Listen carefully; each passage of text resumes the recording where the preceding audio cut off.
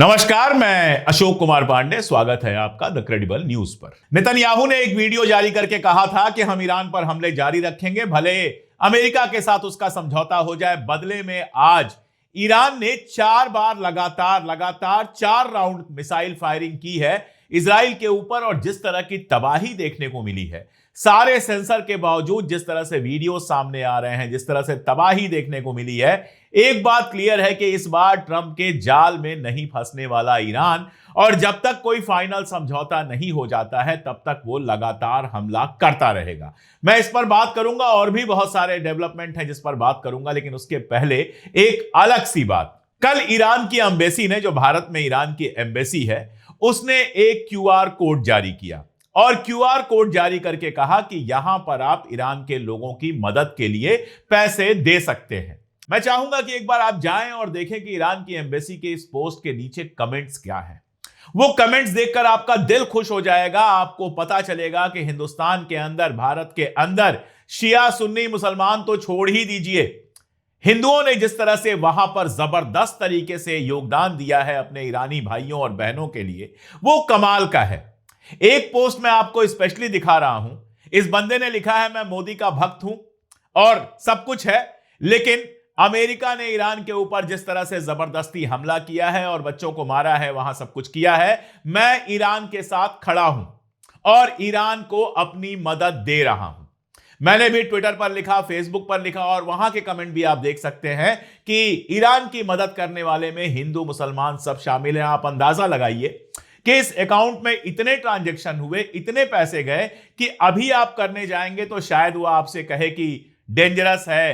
कारण क्या है कि जब जरूरत से ज्यादा पेमेंट हो जाते हैं, लगातार 100, 200, 500, 1000 पेमेंट एक दिन में हो जाएंगे, तो शक हो जाता है कि कहीं कोई गड़बड़ ना हो, तो थोड़ी देर के लिए पेमेंट रोक देता है बैंक। शायद इसलिए इस तरह के मैसेज आ रहे हैं। लेकिन ये जो आप स्क्रीन पर लगातार देख रहे हैं, ये क्यूआर कोड ईरान ने दिया है। इसको लेकर रख लीजिए और ईरान की मदद जब भी करना चाहें इसी कोड के थ्रू कीजिए। ये ईरान की एम्बेसी का दिया हुआ कोड है। इसके अलावा आप देखिए, कश्मीर के भाइयों बहनों ने, कश्मीर के लोगों ने क्या जबरदस्त मदद की है ईरान की। महिलाओं ने अपने गहने दे दिए हैं। एक छोटी सी बच्ची अपने कान का गहना निकाल कर दे रही थी। एक भाई ने अपनी गाड़ी बेच दी है ईरान के मदद के लिए। तो कश्मीर से लेकर पूरे भारत में ईरान के साथ जिस तरह से लोग खड़े हैं, वो कमाल की बात है। और ऐसी चीजें एक दिन में नहीं होती हैं। मैं बार बार कह रहा हूं कि हजारों साल की जो हमारी दोस्ती है, उस दोस्ती के चलते ईरान के साथ एक दिली रिश्ता हम महसूस करते हैं और ईरान के साथ खड़े होते हैं। ये खबर मुझे लगा कि आपको बताना जरूरी है, खासतौर पे ये बात कि ईरान के साथ जो हिंदू और मुसलमान भारत के हैं, सब खड़े हैं। ये धर्म के आधार पर मामला नहीं है। बहुत सारे लोग ये मामला ऐसे बना रहे हैं कि हिंदुस्तानी मुसलमान ईरान के साथ खड़े हैं। नहीं, केवल हिंदुस्तानी मुसलमान नहीं, हिंदुस्तान की बड़ी आबादी खड़ी है ईरान के साथ। इसलिए अगर आप ये वीडियो देख रहे हैं और आप मुसलमान नहीं हैं, तो भी कमेंट करके अपनी उपस्थिति दर्ज कराइए। कुछ नहीं तो इतना लिखिए कि हम ईरान के साथ हैं। अब चलते हैं खबरों की तरफ। ईरान, अमेरिका, इजराइल की अभी तक जो लड़ाई चल रही थी, उसके सारे असरात जो आपको दिख रहे थे, वो मिडिल ईस्ट में दिख रहे थे। या तो गल्फ कंट्रीज पे हमला हो रहा था, या ईरान पर हमला हो रहा था, या इजराइल पर हमला हो रहा था, और ये हमले तो हो ही रहे हैं। लेकिन अमेरिका से एक ऐसी खबर आई है जो चौंका देने वाली खबर है। अमेरिका में वलेरो करके एक ऑयल रिफाइनरी है टेक्सास में, वहां पर विस्फोट की खबरें आई हैं और आग के वीडियोस आए हैं कि वहां पर आग लगी है। अब जब यह खबर आई तो उसके तुरंत बाद एक साहब ने अपडेट किया कि एक अरब अकाउंट से कई दिन पहले यह पोस्ट किया गया था कि टेक्सास की एक रिफाइनरी पर हमला होगा। और जो ही यह हमला हुआ, जो ही यह आग लगी है, उसके तुरंत बाद उस अकाउंट ने वो ट्वीट और बाकी सारे ट्वीट हटा दिए। अब आप देखिए, डिएगो गार्सिया में जो हमला हुआ था, याद कीजिए उसको, उस पर भी ईरान पर इल्जाम लगाया गया था कि ईरान ने हमला किया है। वॉल स्ट्रीट जर्नल ने इसको छापा था और इस बात का इस्तेमाल नेतन्याहू ने काफी किया था कि ब्रिटेन पहुंच सकता है, यहां पहुंच सकता है, यूरोप के लोगों को शामिल करने के लिए। बाद में पता चला यह फॉल्स फ्लैग है और शायद यह हमला इजराइल ने किया है। सवाल यह उठता है, यह सवाल मैं यहां छोड़ रहा हूं कि कहीं अमेरिका के टेक्सास की रिफाइनरी पर जो हमला हुआ है वो भी तो फॉल्स फ्लैग नहीं है। अमेरिका को यह मैसेज देने के लिए कि ईरान तुम्हारे ऊपर भी हमला कर सकता है। अगर यह फॉल्स फ्लैग है तो यह फॉल्स फ्लैग कौन कर सकता है, यह आप अच्छी तरह से समझ सकते हैं। आगे बढ़ने से पहले एक छोटी सी बात जो मैं आपको याद दिलाता रहता हूं, अगर आप वीडियो देख रहे हैं, लगातार देख रहे हैं, वीडियो पसंद आ रहे हैं, तो चैनल को सब्सक्राइब क्यों नहीं किया है, कर लीजिए। और जिन लोगों ने किया है उनका बहुत बहुत शुक्रिया। साथ में अगर आप हमारी ताकत बनना चाहते हैं तो आप हमारी मेंबरशिप ले सकते हैं। स्क्रीन पर आपको एक QR कोड दिख रहा होगा और इसके अलावा पिन कमेंट में, डिस्क्रिप्शन में हमने लिंक दे दिया है। आपका मेंबर बनना, हमारी फैमिली का मेंबर बनना, TCH की फैमिली का मेंबर बनना हमें बहुत ताकत देता है। ईरान की जो ऑफिशियल या सेमी ऑफिशियल न्यूज एजेंसीज हैं वो 3 हैं। एक तो इरना, दूसरी तस्नीम और तीसरी प्रेस न्यूज। इसके अलावा कहीं भी कुछ भी छपता है तो उसको आप ईरान का ऑफिशियल स्टैंड नहीं मान सकते हैं। कारण यह है कि आजकल ट्विटर पर, जब से ट्विटर पैसा देने लगा है, अकाउंट्स की बाहर आ गई है। हिंदुस्तान, पाकिस्तान, जाने कहां कहां के लोग ईरान का झंडा लगाकर अकाउंट बनाते हैं और कुछ भी लिखते हैं। कालिबाफ ने यह कह दिया, अराक्ची ने यह कह दिया, फला ने यह कह दिया, ईरान ने यह कह दिया। भाई, आपके कहने से नहीं कह दिया। ये बड़े लोग हैं, जिम्मेदार लोग हैं, जो कहते हैं या तो इनके ट्विटर अकाउंट पर आता है और या फिर जिन 3 एजेंसीज का मैंने नाम लिया ईरान की, एक ऑफिशियल इरना और 2 semi official Tasnim news agency और प्रेस न्यूज, यहां पर जो खबरें आती हैं उसको माना जाना चाहिए। यह बात मैं बार बार क्यों कह रहा हूं, क्योंकि कालिबाफ साहब को लेकर बहुत सारी बातें फैलाई जा रही हैं। कालिबाफ पुराने नेता हैं, तेहरान के मेयर रहे हैं, वो सब लोग जानते हैं उनको, कोई कल पैदा नहीं हुए हैं और उनको लेकर दुनिया भर की बातें की जा रही हैं। एक साहब तो यहां तक कह गए कि वो पाकिस्तान एक बार हो आए हैं, उनको उठाकर पाकिस्तान ले जाया गया था और वहां पर बातचीत हुई और वहां पर उन्होंने कहा कि मैं JD वांस से ही बात करूंगा। अजीब अजीब बातें हो रही हैं। मतलब कहां से यह खबर आपके पास पहुंच गई? आपके पास आसिम मुनीर ने फोन किया था या फिर सीधे कालिबाफ से आपकी बात हो रही है या कुशनेर और विटकाफ से आपकी बात हो रही है? ये सब खबरें, बहुत सारी इस तरह की खबरें इजरायली मीडिया और इजराइल का जो पालतू मीडिया है वो चला रहा है। चाहे वो बराक राविड हो या इस तरह के तमाम लोग हों, वो ऐसी खबरें चला रहे हैं। ऐसी खबरों के पीछे कोई सच्चाई फिलहाल सामने नहीं आई है। आप कालिबाफ का बयान देखिए प्रेस टीवी पर, वो बिल्कुल साफ साफ कह रहे हैं कि कोई मिडिल ग्राउंड नहीं रह गया है, बीच का कोई रास्ता नहीं रह गया है। और वो रिफर कर रहे हैं गजा की एक कहानी अभी हाल की, जहां पर एक छोटे से बच्चे को, 2 साल के बच्चे को टारगेट किया गया था, टॉर्चर किया गया था IDF के लोगों द्वारा। उन्होंने कहा कि एक टॉडलर को, एक पहिया पहिया चलने वाले बच्चे को जो लोग टॉर्चर कर सकते हैं, या तो आप उनके साथ हैं या उनके खिलाफ हैं। आप कोई बीच का रास्ता नहीं ले सकते। या तो आप इजराइल के खिलाफ हैं और अगर खिलाफ नहीं है तो आप इजराइल के साथ हैं। ये बात कह रहे हैं कालिबाफ और बाकायदा प्रेस टीवी पर यह बात पब्लिश होती है। कालिबाफ ने इसके अलावा भी जो बयान दिया है, उनका अपना ट्विटर हैंडल देखिए। उन्होंने साफ साफ कहा है इस तरह की कोई बात नहीं हुई है। और उसी के बाद राइटर्स यह खबर छापता है कि ईरान ने इजराइल के ऊपर मिसाइलों का नया हमला किया है और ट्रंप की खबर को फेक न्यूज बताया है। यानी फिलहाल आप मान लीजिए पर्दे के पीछे बहुत कुछ चल रहा है। जैसे कल की अगर बात करूं तो जो ईरान के विदेश मंत्री हैं अराक्ची, जो शायद इस समय दुनिया के सबसे बिजी आदमी होंगे, उन्होंने टर्की के विदेश मंत्री से बात की है, पाकिस्तान के विदेश मंत्री से बात की है, उन्होंने इजिप्ट के विदेश मंत्री से बात की है और उन्होंने ओमान के विदेश मंत्री से बात की है। तो बातें लगातार चल रही हैं। पर्दे के पीछे बहुत कुछ चल रहा होगा, लेकिन पर्दे के सामने मामला बहुत क्लियर है कि ईरान ने अपनी शर्तें रखी हैं और अगर उन शर्तों पर बात करने के लिए तैयार होगा अमेरिका तो बात होगी और नहीं तो जंग चलती रहेगी। आज जो मैंने आपको बताया कि आज सुबह जो 4 राउंड की फायरिंग हुई है, 4 राउंड की फायरिंग हम लोग अपनी भाषा में कहते हैं, 4 बराज जो चले हैं मिसाइल के, एक के बाद एक 4 लहरें चली हैं मिसाइल की तेल अवीव और हैफा के ऊपर। अब आप देखिए इसका कारण क्या हो सकता है। पहली बात तो ईरान ये बिल्कुल क्लियर कर रहा है कि हम जंग में पीछे नहीं हटे हैं। दूसरी बात यह कि इजराइल के प्रधानमंत्री ने कहा था कि जंग जारी है, अमेरिका को समझौता करना है तो करो। हालांकि उसके बाद उसके कई बयान आए और अब यह कहा जा रहा है कि अमेरिका से मैसेज मिलने के बाद उसने अपने सारे अलायंस पार्टनर की और मिनिस्टर्स की एक मीटिंग बुलाई है और शायद इस समय वो मीटिंग चल रही हो। जब बात बाहर आएगी तो उस पर बात किया जाएगा कि क्या बात आई। यह भी कहा गया कि जेडी इवान से बात हुई है नेतन्याहू की और उसके बाद नेतन्याहू ने यह कहा है कि जो बातचीत होगी उसमें इजराइल का ख्याल रखा जाएगा। उस पर मैं डिटेल में बात कर चुका हूं पहले ही एक वीडियो में। तो पर्दे के पीछे की हलचलों के बारे में मैं बता रहा था। ईरान ने आज हमला क्यों किया? कल जिस तरह का हमला हुआ है, कल क्या बल्कि कहें कि आधी रात में जिस तरह का हमला हुआ है, जिसमें खुर्रम शहर को निशाना बनाया गया, जिसमें तेहरान को निशाना बनाया गया और एक इलेक्ट्रिकल इंजीनियर को मारा गया। आप सोचिए, एक बिल्डिंग में, अपार्टमेंट में, एक कमरे में या एक घर में वो रहता है और उसके चलते पूरे अपार्टमेंट के ऊपर मिसाइल मारी जाती है जिसमें 50 लोग मर जाते हैं। उसका बदला लेने के लिए ईरान ने आज सुबह यह हमला किया है। एक और वजह हो सकती है। देखिए, बातचीत की बात ट्रंप जरूर कह रहा है, लेकिन केवल 5 दिन तक पावर सेक्टर पर हमला नहीं होगा, यह उसने कहा है। बाकी अमेरिका की तैयारी पूरी चल रही है। सुबह भी मैंने यह सवाल उठाया था कि यह धोखा हो सकता है और मुझे मालूम है कि ईरान अब धोखा नहीं खाएगा। ईरान को पता है कि जब भी इस तरह की बातचीत होती है, पीठ में छुरा भोंका जाता है, अचानक एक बड़ा हमला कर दिया जाता है। अमेरिका की पूरी तैयारी चल रही है। 2500 मरीन्स आ चुके हैं उनके। इसके अलावा 2000 पैरा ट्रूपर्स के आने की बात है ताकि आसमान से उतर सकें ईरान की धरती पर। ईरान तो इंतजार कर रहा है कि भैया उतरो हमारी धरती पर, फिर देखो क्या मजा आता है। लेकिन अमेरिका अपनी पूरी तैयारी कर रहा है, जितनी तैयारी कर सकता है। इसलिए जंग की संभावना ईरान जानता है कि पूरी बनी हुई है और अगर जरा सा भी वो झुकता हुआ नजर आया तो ये लोग उसको दबाकर खत्म कर देंगे। यही वजह है कि आज सुबह 4 बराज मिसाइलों के तेल अवीव और हाइफा के ऊपर चले।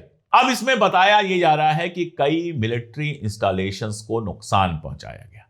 हाइफा आप जानते हैं उनकी पोर्ट सिटी है, जहां पर हमारे अडानी साहब ने ठेका लिया हुआ है। अडानी साहब का वहां पर प्रोजेक्ट है। हाइफा जो आपकी इंडस्ट्रियल सिटी है, वहां पर हमला जो किया गया है वो पावर सेक्टर पर हमले के जवाब में किया गया है।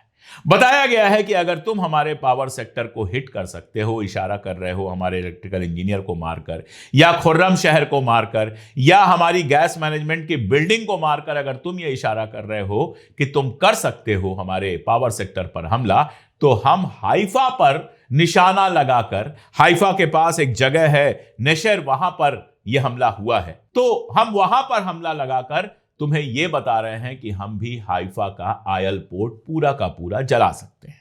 आधा तो जला ही चुके हैं। हाइफा पर जो हमला हुआ था 25 तारीख को, उसमें हाइफा में अच्छी खासी आग तो लगी ही थी। बचा खुसा जो है उसको भी साफ कर सकता है ईरान। ये बात बहुत साफ की है ईरान ने। उसके अलावा तेल अवीव के मिलिट्री इंस्टॉलेशंस पर हमला हुआ है। कहा जा रहा है कि जहां हैंगर है इनका, जहां पर इनकी जहाजें खड़ी रहती हैं, वहां पर हमला हुआ है। और यह कहने में कोई दिक्कत नहीं है कि इन हमलों में रेजिडेंशियल बिल्डिंग्स को भी निशाना बनाया गया है, उनको भी जबरदस्त नुकसान पहुंचा है। आग की खबरें हैं, जबरदस्त आग लगी हुई है। ढेरों बिल्डिंग्स एक के बाद एक दिखाई दे रही हैं। लोकल लोग वीडियो बनाकर डाल रहे हैं। ढेरों बिल्डिंग्स पूरी की पूरी तबाह हो गई हैं। कई लोगों ने इंपैक्ट का वीडियो बनाया। वो अपने घर में बैठे थे जब पास में कोई बिल्डिंग तबाह हुई और उनके घरों के शीशे टूट गए और बाकी सारा कुछ हो गया। तो इजराइल को बिल्कुल जिस तरह से तेहरान पे वो हमला करके घरों को गिरा रहे हैं, बिल्कुल वैसा ही जवाब दिया गया है। सुबह मैंने आपको बताया था कि वहां अली लारियानी की जगह जो मोहसिन रजाई साहब आए हैं, उनका बयान आया था कि अब मामला सिर्फ आंख के बदले आंख का नहीं रह गया है। अगर तुम आंख लोगे तो हम तुम्हारा हाथ, पांव, शरीर, चेहरा सब ले लेंगे। यानी जितना तुम हमला करोगे उसका कई गुना हम हमला करेंगे। और तेल अवीव की जो तस्वीरें आप लगातार स्क्रीन पर देख रहे हैं, वो इसी बात की सबूत है कि ईरान अब नो होल्ड बार वाली कंडीशन में है। अब कोई रेड लाइन नहीं है, कोई रोक नहीं है। जैसे हमले करोगे वैसे पलट के हमले होंगे। इसके अलावा बहरीन में जो हमला हुआ है उसकी तस्वीरें आई हैं। 2 तस्वीरें आप एक के बाद एक देखेंगे। एक तरफ आप देखेंगे हमले के पहले जो अमेरिका के रडार लगे थे उनकी क्या कंडीशन थी, और दूसरी तरफ आप देखेंगे कि अमेरिका के रडार किस तरह ईरान ने प्रिसाइज हिट करके उड़ा दिए हैं। दो जगहों पर बहरीन के अंदर जो अमेरिका के राडार थे, वो राडार ईरान ने सुबह सुबह उड़ाए हैं। कुवैत का मैंने बताया था कि कुवैत के ऊपर हमला हुआ और उसके बाद काफी देर तक कुवैत अंधेरे में डूबा रहा। ये सारे हमले एक पैटर्न के साथ हैं। American installations, American basis, American radar, American जहाज, ये सब निशाने पे हैं। इजराइल के अंदर तो सब कुछ निशाने पर है और अरब मुल्कों के अंदर चूंकि हमला किया गया है ईरान के पावर सेक्टर के आसपास, तो अरब मुल्कों के अंदर अमेरिकन बेसिस के साथ साथ पावर सेक्टर के आसपास हमला करके यह बताया गया है कि अगर पावर सेक्टर पर हमला होगा तो पूरे अरब वर्ल्ड का पावर सेक्टर खतरे में आ जाएगा। तो ईरान की टैक्टिक्स बहुत क्लियर है कि ठीक है, आप बातचीत करना चाहते हैं, पर्दे के पीछे बातचीत होगी, हम भी तय करेंगे, अपनी शर्तें रखेंगे और उसके हिसाब से बातचीत होगी। अगर आप हमारी शर्तें मानते हैं तो ठीक है, जंग रुक जाएगी, आपके साथ जंग रुक जाएगी। इजराइल अगर रोकेगा तो ठीक है, और इजराइल अगर नहीं रोकेगा तो हम इजराइल के साथ जंग जारी रखेंगे। अगर आपके साथ जंग खत्म हो जाती है और अरब कंट्रीज इजराइल की मदद नहीं करती हैं, तो हम अरब कंट्रीज के ऊपर हमला करना बंद कर देंगे, और अगर वो इजराइल की मदद करती हैं तो अरब कंट्रीज पर भी हमला होता रहेगा। यह बहुत क्लियर दिखाई दे रहा है। अब देखिए, 5-6 मांगे ईरान ने रखी हैं। जरूरी नहीं है सारी मांगे पूरी पूरी मान ली जाए, कुछ मांगे थोड़ी मानी जा सकती हैं, लेकिन कुछ मांगे हैं जिस पर वो बिल्कुल आप कह सकते हैं बजिद है, मुतमईन है कि वो मांग तो हमें पूरी करानी है। जैसे होर्मुज के ऊपर कंट्रोल, होर्मुज के ऊपर अब उसको कंट्रोल चाहिए।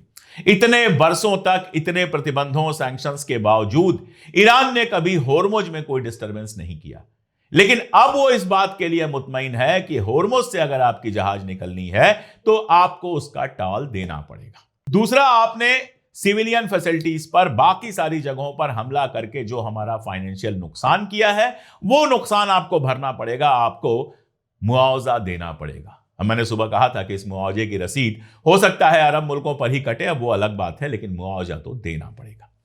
तीसरी बात कि आगे से हमारे ऊपर कोई हमला ना हो, यह तय करना पड़ेगा, ऐसा नियम बनाना पड़ेगा कि ईरान के ऊपर दोबारा कोई अटैक ना हो। ये कम से कम 3 शर्तें ऐसी हैं, और एटॉमिक के मामले में ये कि पीसफुल एटॉमिक डेवलपमेंट पर किसी तरह की रोक नहीं होगी। साथ में वो सैंक्शन हटाने की भी मांग करेगा कि कम से कम सेकेंडरी सैंक्शन जो लगे हैं वो हमारे ऊपर से हटा दिए जाए। अगर इतना होगा तब तो ईरान लड़ाई रोकने के लिए मानेगा, वरना ईरान लंबी लड़ाई के लिए तैयार बैठा हुआ है। ईरान इस बात के लिए तैयार बैठा हुआ है कि अमेरिका के सैनिक आए और वहां की जमीन पर लड़ाई लड़े, कब्जा करने की कोशिश करें खार को, और उसके बाद जमीन पर जो लड़ाई होगी वो अमेरिका को शायद अफगानिस्तान की या फिर उससे भी ज्यादा याद दिला सकती है वियतनाम की। इस बात के लिए ईरान बजिद है। दुनिया के हक में तो यही है सबसे अच्छा कि जो बातचीत का कम से कम मामला सामने आया है वो बातचीत आगे बढ़े और शर्तें मानकर कहीं रुक जाए। वरना एक बात आप क्लियर कीजिए, ऑस्ट्रेलिया का मैं एक वीडियो देख रहा था, उसमें कहा जा रहा है कि ऑस्ट्रेलिया के बहुत सारे पेट्रोल पंप खाली पड़े हुए हैं, उनके पास पेट्रोल नहीं है, गैस नहीं है, और ये हालात दुनिया में धीरे धीरे बढ़ते चले जाएंगे अगर ये जंग बढ़ती चली जाएगी। अगर स्ट्रेट ऑफ होर्मुज का आप देखें तो अमेरिका और इजराइल को छोड़कर ज्यादातर मुल्कों को ईरान ने धीरे धीरे इजाजत देना शुरू कर दिया है कि अपनी जहाज लेके जाओ। अब बदले में वो $2 मिलियन वसूल रहा है कि नहीं वसूल रहा है ये कोई नहीं जानता। ईरान की तरफ से कई बार यह बयान आया है कि ऐसी कोई वसूली नहीं हो रही, लेकिन बहुत सारे लोगों का कहना है कि यह वसूली हो रही है। अगर हो भी रही है तो कोई बड़ी बात नहीं है, उसके बावजूद अगर जहाजें निकल जाएं तो भी बहुत अच्छा है। और ईरान की इस पूरी लड़ाई में एक मजेदार किस्सा इराक का है। इराक को तो लगभग ईरान ने आजाद करा ही दिया है। नाटो की पूरी सेना वहां से जा चुकी है। अमेरिका उस मिलिशिया से, जो इराकी मिलिशिया है कताइब हिजबुल्लाह, उससे कह रही है कि 24 घंटे का वक्त दो ताकि हम यहां से निकल सकें। वहां पर एक और ऑर्गेनाइजेशन है पीएमक्यू। पीएमक्यू के बारे में बताऊं कि यह एक ऐसा ग्रुप बना था जिसका काम आईएसआईएस का मुकाबला करना था, और उसके बाद वहां की गवर्नमेंट के साथ ही यह मर्ज हो गया। यानी पीएमक्यू जो है वो एक तरह से इराकी गवर्नमेंट की संस्था है। कल अमेरिका ने उसके हेडक्वार्टर पर हमला किया है और तकरीबन 15 लोगों को मारा है। इस बात पर इराक गवर्नमेंट बेहद नाराज है, लेकिन हालात ऐसे बने हैं कि इराक से तो अमेरिका का निकलना लगभग तय हो चुका है। तो इस जंग के असरात कहां कहां कैसे कैसे फैल रहे हैं आप नहीं जानते। कल सीरिया के एक अमेरिकन अड्डे पर हमला हुआ है और कहा यह जा रहा है कि वो इराक की मिलिशिया ने किया है। तो कोई भी इस जंग से बाहर रहना चाहेगा, रह नहीं पाएगा अगर उसके यहां अमेरिका के अड्डे हैं। तो फिलहाल ये हालात हैं कि जंग चल रही है और कायदे से चल रही है। फिलहाल ये हालात है कि अमेरिका 100 बार कह चुका है, ट्रंप 100 बार कह चुका है कि ईरान खत्म हो गया, ईरान डेड हो गया, उसके सारे हथियार खत्म हो गए, मिसाइलें उसके खत्म हो गई, एयरफोर्स खत्म हो गई, नेवी खत्म हो गई, और ईरान लगातार नई नई मिसाइलों से हमला कर रहा है। और इजराइल जिसको अपने आयरन डोम पर, थार्ड पर, पेट्रियाट पर बहुत ज्यादा गरूर था, वहां सीधे जमीन पर हिट हो रहा है। इसका मतलब यह है कि सारा एयर डिफेंस सिस्टम वहां बेकार साबित हो रहा है। अब यह बातचीत का मामला कहां तक पहुंचता है, जंग कितनी और तेज होती है, यह सब देखने वाली बात होगी। हम लगातार निगाह बनाए हुए हैं। जैसे ही कोई अपडेट आएगी और अपडेट क्लियर करने के बाद तुरंत खबर आते ही हम नहीं भागते हैं शूट करने, हम पहले उसको थोड़ा पचाते हैं, देखते हैं उसके क्या असर हो रहा है। इसलिए हमारे वीडियो, मैंने पहले भी कहा है कि सबसे तेज नहीं होते हैं, सबसे सही होने की कोशिश हम जरूर करते हैं, और आप लोग इसमें हमारी मदद करते हैं, हमारे साथ खड़े होते हैं, वीडियोस को दूर दूर तक पहुंचाते हैं। ये हमारे लिए बेहद सुकून की बात है। आप हमारे साथ बने रहिए, सबसे सही खबरों को देने की कोशिश हम लगातार करते रहेंगे। आज के लिए इतना ही, बहुत शुक्रिया।